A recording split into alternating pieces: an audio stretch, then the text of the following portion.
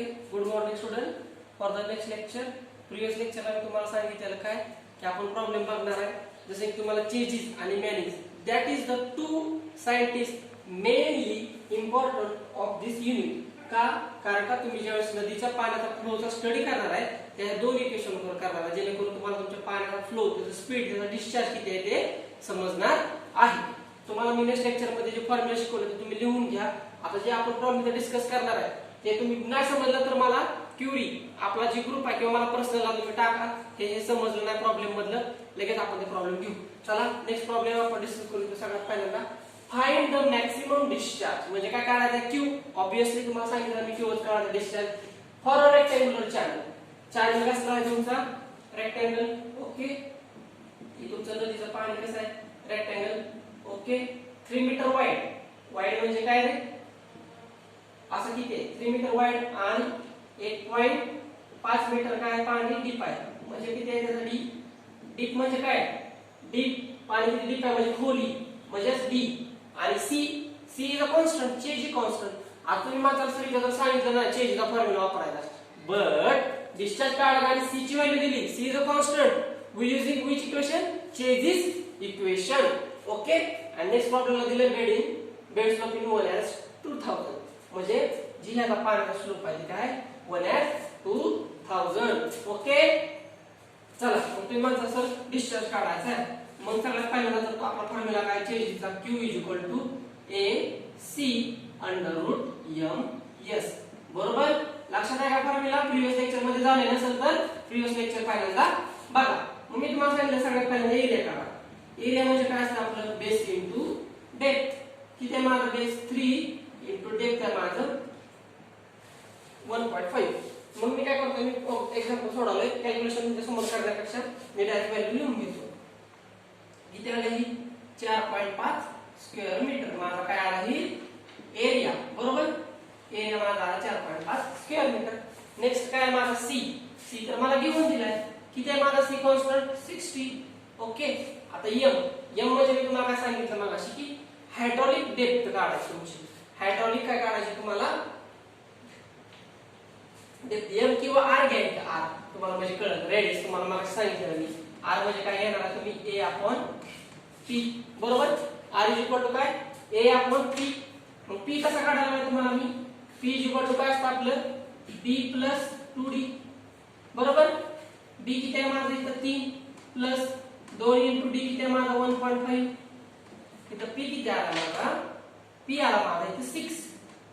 मग आता ही व्हॅल्यू मी ह्या इक्वेशनला पुट करतो. आरच्या ए काय माझा? 4.5 राईट, आणि पी आहे माझा 6. त्यातून माझा आर किती आला? 0.75. 0.75 माझा आर. मला इथे जेवढा व्हॅल्यू लागते तेवढा काढतो. एस तर मला गिव्हन दिलाय. S is equal to what? 1 as 2000. 1 as 2000 ही बेड स्लोप आहे. 1 in 2000 म्हणजे 1 divided by 2000. ओके, डिस्चार्ज काढतो मी. सगळ्यात फॉर्म्युला माझ्याकडे किती आहे? Q is equal to A किती आहे माझा? 4.5 into C is 60 under root M और आर. R is equal to what? R is equal to 0.75 into S is equal to 1 as 2000. Okay, सगळ्यात पहिल्यांदा सॉल्व करताना काय करायचं? ही सॉल्व करून घ्यायचं. काय करायचं? 0.75 इंटू 1 डिवाइड बाय 2000 आन्सर करायचं. परत त्याला स्क्वेअर रूट मध्ये टाकून त्याचं आन्सर करायचं. मग आलेल्या आन्सरला इंटू 60 इंटू 4.5 करायचं. Then Q is equal to 6.75 metre cube per second is your discharge. म्हणजे ज्यावेळेस तुमचा रेक्टँग्युलर चॅनल आहे, म्हणजे एक सपोज एखादं गटर आहे, त्यातून तुमचं एवढं पाणी एवढं खोल एवढं आहे, त्यातून तुम्हाला काय काढायला लावला? डिस्चार्ज काढायला लावला. कशासाठी काढायला लावला? की येणारी परिस्थिती तुम्ही ज्या हाताच्या बाहेर जाणार, सपोज पावसाळ्यात त्यात किती पाणी सोडायचं, किती प्रेशरने पाणी सोडल्यानंतर ते पाणी त्या तुमच्या डॅमेज करणार आहे त्या पूर्ण ते जी तुमचं बेड असेल, म्हणजे पुराची परिस्थिती येणार नाही. त्यासाठी तुम्ही काय केलं? ही डिझाईन केलेलं आहे पूर्ण अख्खं. एक्झाम्पल समजलं का प्रत्येकाला? काय आहे काय काढायचं आपल्याला? फक्त यूज करून डिस्चार्ज. आता मी फक्त काय करतो? इथं व्हॅल्यू चेंज करतो, जेणेकरून काय करा तुम्ही जे एक्झाम्पल सोडवा घ्या. ओके, मी सांगतोच इथं तुम्हाला, पण मला त्याचा आन्सर तुम्ही ब्रॅकेट मध्ये टाका. आणि गेल्या वेळेस पण आन्सर तुम्ही दिलेला आहे. तुम्ही जर असं केलं तर कसं घ्यायचं सांगा बरं. ही प्रॉब्लेम सब्जेक्ट असा डायरेक्ट ऑनलाईन लेक्चर घेऊन नाही समजता येणार, म्हणून मी एवढंच तुमच्यासाठी प्रिपरेशन केले. 4 मीटर काय तुमचा वाईड आहे चॅनल आणि डीप आहे 6 मीटर. ही किती आहे 4 मीटर आहे आणि हे किती आहे 6 मीटर आहे. मला सांगा किती आन्सर येईल. आणि स्लोप किती आहे माहिती आहे का 1/1000. किती आहे 1/1000. 1/1000. ओके.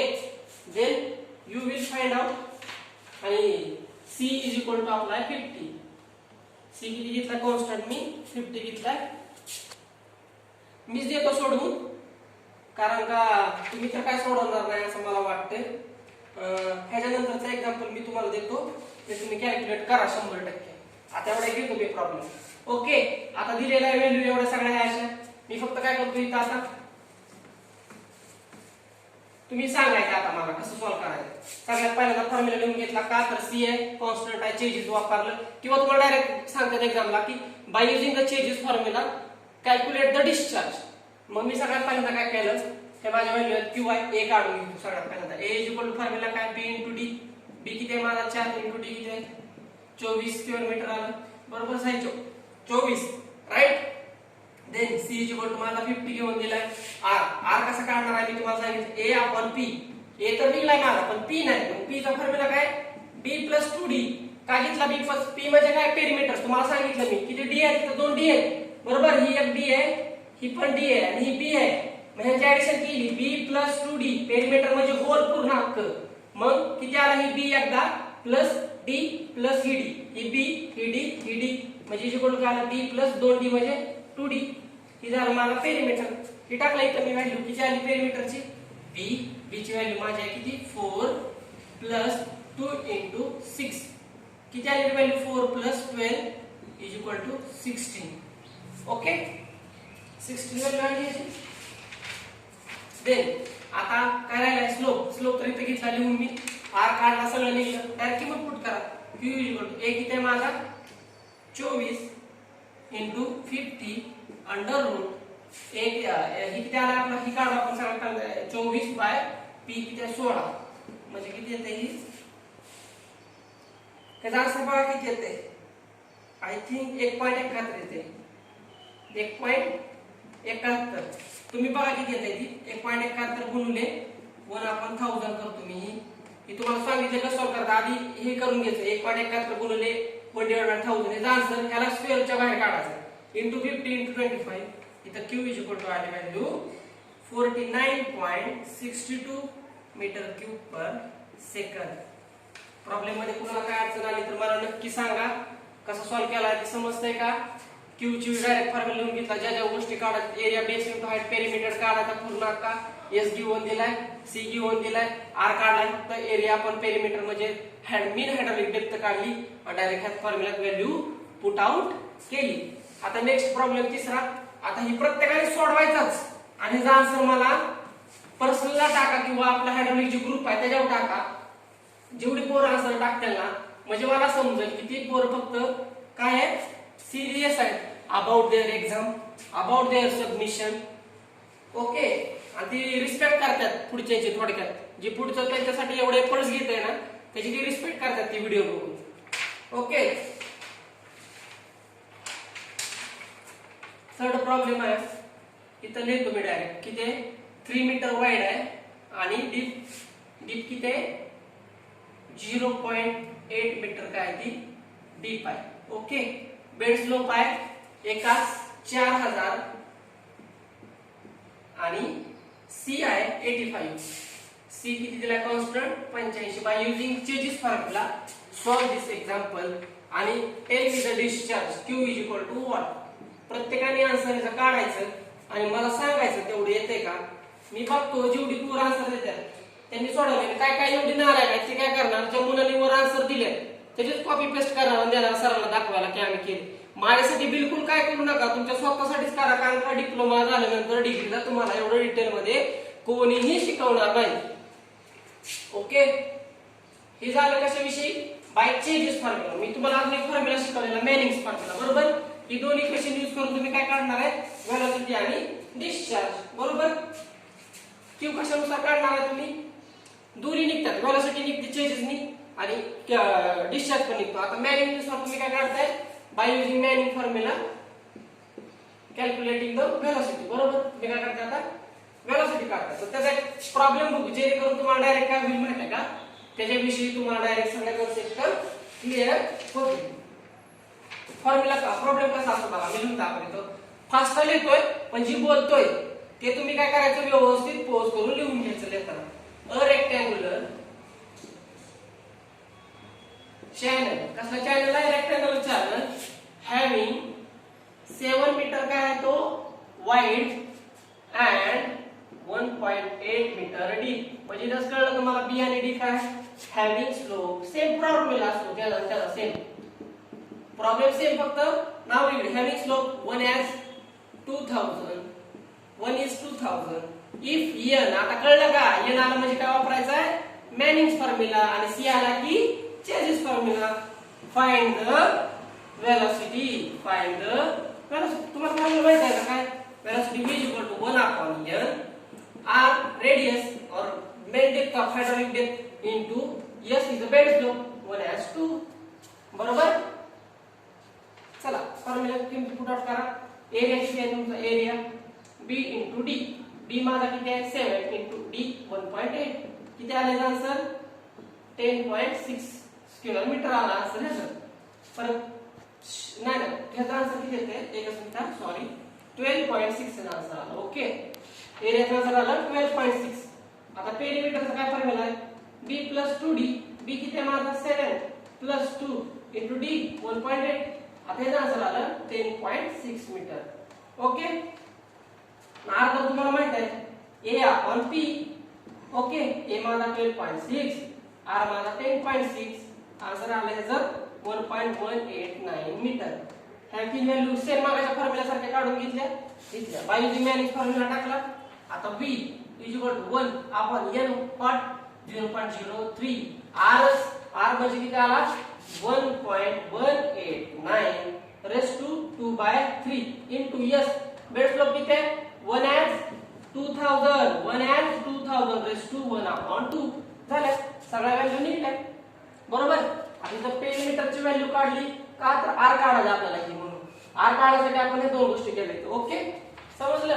काढा डायरेक्ट b इक्वल टू सगळ्यात पहिला काय करून घ्यायचं, कॅल्शियम पूर्ण नसेल बसत तर आधी ह्याची व्हॅल्यू काढून घ्यायची 1 upon 2000 ब्रॅकेट मध्ये, आणि वर काढायचं 1/2 ह्याची व्हॅल्यू काढायची इनटू ही ब्रॅकेट मध्ये टाकायचं, ह्याची व्हॅल्यू काढून घ्यायची, आणि सगळ्या व्हॅल्यूची नंतर ह्याला मल्टिप्लाय करायचं, आणि वेलोसिटी तुमची किती आली 0.836 metre per second. To calculate velocity by using the Manning's formula.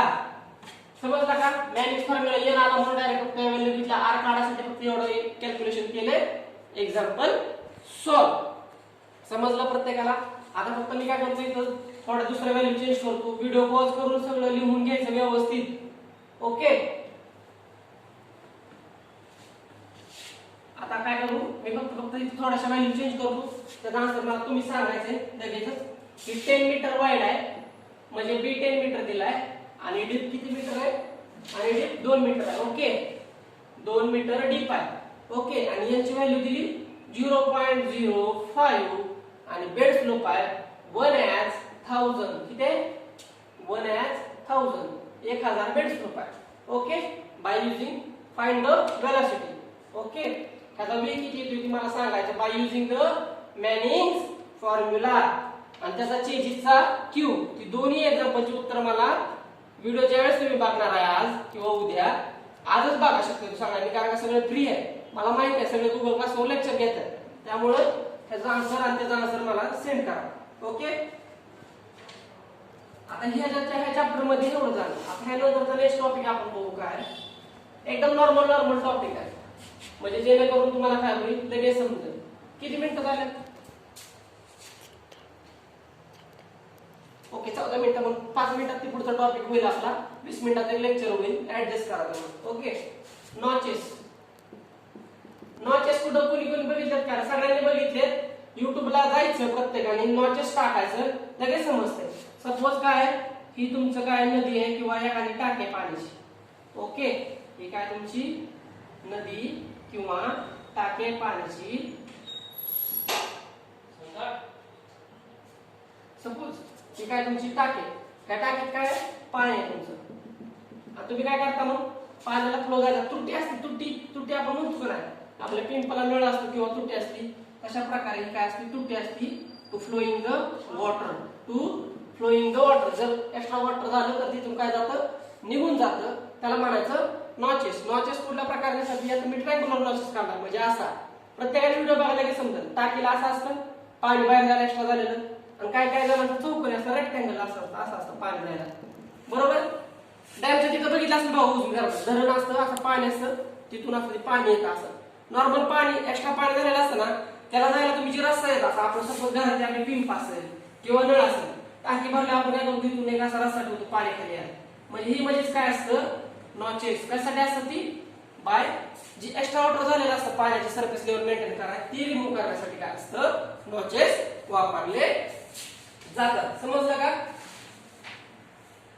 हा चला आता फक्त एकच शेवटचा टॉपिक राहिलाय. मी त्याच्या अगोदर तुम्हाला एक टॉपिक सांगतो की आता ही जी पाणी आहे, पाणी जी वाहतं, तुम्ही म्हणता सर तुम्ही व्हेलॉसिटी कशी काढायची डायरेक्ट इक्वेशन नुसार काढू तर कशी काढायची, तर साधा सिंपल आहे इक्वेशन. बाजारात काय आलं माहिती आहे का, जी तुमची पाण्याची स्पीड आहे ती मोजण्यासाठी काय आलं इन्स्ट्रुमेंट आले, व्हेलॉसिटी मेजरिंग डिव्हाइस ज्याला म्हणतो आपण, जी आपल्या आर्मी मध्ये जी नेव्ही मध्ये जी लोक वापरतात की जी ती समुद्राचं पाणी जर जास्त खवळलं तर आपल्याला किती डीप मध्ये असतं, जे आपले सबमरीन असतात अंडर वॉटर काम करणारे, त्याच्यावर किती प्रेशर येणार, ती काय करतात डायरेक्ट व्हेलॉसिटी मेजरिंग डिव्हाइस आहेत दोन, त्या डिव्हाइस नुसार काय करतात ते डायरेक्ट बघतात की पाण्याची स्पीड किती आहे, किती स्पीडने आपल्याला पाणी खाली जायचं. ओके. किंवा जी माणसं बारीक काय करायचं ते सुद्धा काय करतात नॉर्मली व्हेलॉसिटी मेजरिंग म्हणजे पाण्याची स्पीड किती आहे ते बघण्यासाठी हे डिव्हाइस वापरतात. त्यातलं पहिलं डिव्हाइस आहे पिटॉट ट्यूब आहे, पिटॉट ट्यूब, बरोबर. पिटॉट ट्यूब, पिटॉट ट्यूब म्हणजे काय असतं, सपोज ही तुमचं पाणी आहे, ही तुमचं काय पाणी, ती काय करतात सगळ्यात पहिल्यांदा एक पाईप टाकतात इथं असं की बघतात त्या पाईपात कुठपर्यंत पाणी येते, बरोबर. सपोज ती पाईप आणि ती बुडवत नाही पाईप हवेतच असं वर करत, म्हणजे नुसतं असं वर पाणी किती येतं, आणि दुसरा पाईप टाकतात असा पूर्ण आतमध्ये, त्याच्या पुढे असं वॉल असतं, तिथं काय होतं पाणी सगळं खेचलं जातं. मग ही पाणी काय असतं नॉर्मल या लेवलला असतं ऑलरेडी आधीच, पण ही काय होतं खाली डीप केल्यामुळे तुम्हाला कळतं की पाण्याची स्पीड किती आहे, आणि ती स्पीड काय होतं मग पाणी इथपर्यंत वाढतं त्या पाईपात. ही तुमचं काय झालं स्टॅटिक प्रेशर आहे, आणि ही एक्स्ट्रा वाढलं तुमचं डायनामिक प्रेशर. ह्या पिटॉट ट्यूब नुसार तुम्हाला कळतं की ही पिटॉट ट्यूब प्रत्येकाने काय करायचं, पिटॉट ट्यूब म्हणजे नॉर्मल पाईप असतो, पाणी सोडतात बघतात पाण्याची स्पीड किती आहे त्यानुसार ठरवायचं. ओके. समजलं नसल तर युट्यूबला जायचं आणि पिटॉट ट्यूब कसं असतं कसं वर्किंग करतं ते बघायचं. ही झालं पिटॉट ट्यूब विषयी. ओके. नेक्स्ट काय एकच आहे करंट मीटर. दुसरी टीप काय करंट मीटर. मी तुम्हाला सांगतो प्रत्येकाने प्लीज एकदा तरी कळवायला हे इन्स्ट्रुमेंट बघा. इन्स्ट्रुमेंट कसं असतं माहिती की त्याला असं पुढे पंख्या टाईप असतं, असं पुढे हॉपर असतं ठेवायला, आणि काय करतात डायरेक्ट पाण्यामध्ये आहे ना असं डीप करतात डायरेक्ट, आणि ह्याला काय असतं वायर असतात इथं, बरोबर. त्या वायर इथं त्याला चेंज करायला इथं बटन असतं, इथं तुम्हाला डायरेक्ट त्याच्या ह्याच्यावरच इथं तुम्हाला रिडिंग दिसतं की पाण्याची स्पीड किती आहे, इथं डायरेक्ट तुम्हाला रिडिंग दाखवतो 0.3 काय असेल ते व्हेलॉसिटी जी असेल तुम्हाला काय होती इथं बटन असते, बटन चालू केलं तर पंखा फिरतो किती जातो पाण्यात, त्याचं प्रेशर किती आहे ते तुम्हाला कळतं. हे कशासाठी वापरतात व्हेलॉसिटी म्हणजे पाण्याचं स्पीड काढण्यासाठी. आता ह्या युनिट मधला एक सगळ्यात महत्त्वाचा टॉपिक राहिला आहे, आणि ती म्हणजे जी आपला फ्लोड शास्त्रज्ञ होता, फ्लोड नंबर म्हणून तुम्ही लक्षात राहू द्या फक्त ही त्यांनी काय केले, फ्लोड नावाचा शास्त्रज्ञ होता की आपलं जे पाणी आहे ती कोणत्या फ्लो मध्ये आहे. सपोज त्यांनी काय केलं पाण्याला 3 कॅटेगरीमध्ये डिवाइड केली. त्याचं इक्वेशन म्हणजे डेफिनेशन काय इनर्शिया म्हणजे आतला force to the gravity force. Okay. Just I will see out inertia force to gravity force म्हणजे तुमचं पाण्याला स्वतःच स्पीड वरनं त्याच्या ग्रॅव्हिटी किती ऍक्ट होती त्याच्यावर तुम्ही काय केले फ्लोडनी काढले. सपोज तुमचं पाणी त्यांनी सांगितलं तुमचं पाणी कोणत्या कंडिशन असतं, एक क्रिटिकल एक सब क्रिटिकल आणि त्याच्या खाली सुपर क्रिटिकल. म्हणजे ज्यावेळेस पाणी तुमचं पूर्ण धरणाचं अख्खच्या अख्खं आटतं पूर्णच नॉर्मल राहतं त्याला सब क्रिटिकल. सुपर क्रिटिकल म्हणजे उन्हाळ्याची सिच्युएशन येते म्हणजे ते पाणी 1 वर्ष जाऊ शकतं. सब क्रिटिकल म्हणजे कसं थोडा दिवस जाऊ शकतं, आणि सुपर क्रिटिकल म्हणजे अति डेंजर अवस्थेत तुमच्या पाण्याचा फ्लो असेल तर त्यांनी काय दिलं 3 इक्वेशन दिल्या. ती तीन इक्वेशन म्हणजे फक्त लक्षात राहू द्या, एक्झाम्पलला डायरेक्ट तुम्हाला विचारलं जातं. वेन FR म्हणजे त्याचं स्वतःचं नाव, float number is equal to 1.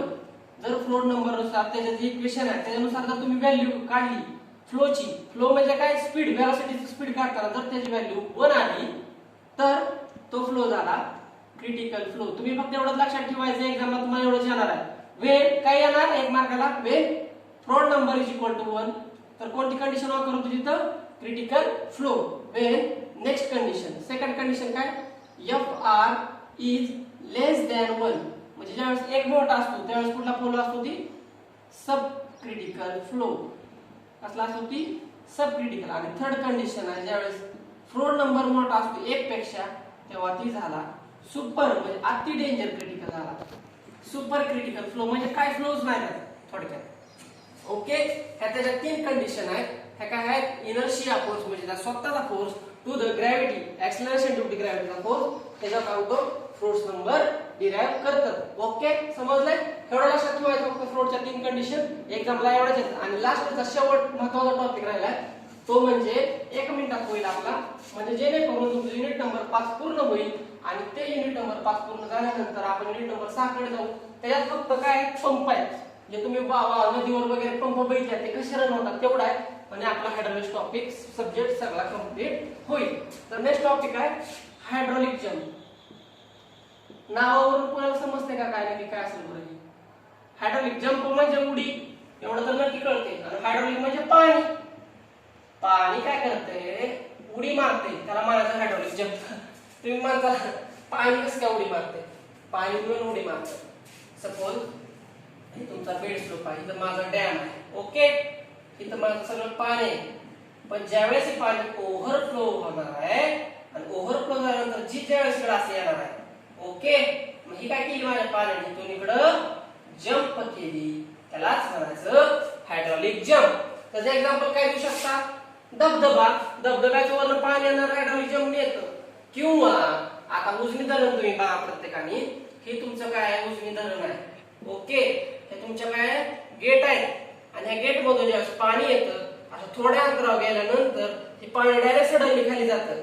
त्या कट्ट्याच्या खाली बघितलंय कुणी, त्याला बघा जाऊन धरणाच्या खाली इथे एक कट्टा आहे असा, तिथं पाणी असतं आणि कट्ट्यावरून डायरेक्ट पाणी काय होतं, असं खाली येतं. असं हे पाणी असं आहे थोडक्यात, असं असं असतं आणि ते पाणी डायरेक्ट सडनली खाली येतं असं घसरत त्याच्यावरून. हे पाण्याची झालेली जंप आहे, one point two the another point, त्याला म्हणायचं हायड्रोलिक जंप. समजलं तुम्हाला हायड्रोलिक जंपचे काय म्हणणार, डायरेक्ट डेफिनेशन विचारणार. हायड्रोलिक जंप म्हणजे काय असतं, तर it is a move on one place to another place. पाणी काय होतं, सपोज इथं असं आलंय पाणी, ती काय होणार, इथपर्यंत असं सहज आलं पाणी, परत असं उडणार, परत असं खाली जाणार. मग ही जी पाण्याचं हस्तांतर